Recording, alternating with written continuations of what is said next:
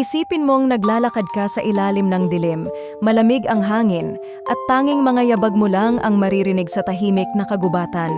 Biglang may mahihinang tunog mula sa kuweba ng Sagada, parang may sumasayaw na kalansay. Sa Sagada, hindi lang mga turista ang dumadayo. Kilala ang mga kuweba rito sa mga butong nakahang sa gilid ng bangin, tila nakabantay sa dilim. Sinasabing tuwing hating gabi, gumagalaw ang mga kalansay na ito. May mga lokal na nanumpang nakita nilang umiikot ang mga buto, sumasayaw sa liwanag ng buwan na para bang may sariling buhay. Minsan may naririnig silang mahihinang tawa, tunog ng paa na bumabangga sa bato at mga aninong sumasayaw sa dilim ng kuweba. Isang gabing madilim, may naglakas loob na pumasok sa kuweba.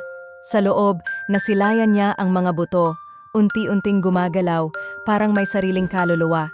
Hindi niya malaman kung imahinasyon lang ba o totoo ang nakikita niya. Hanggang ngayon, walang makakapagsabi kung bakit gumagalaw ang mga kalansay.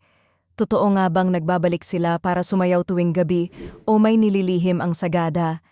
Ikaw, handa ka bang tuklasin ang misteryo ng sumasayaw na kalansay?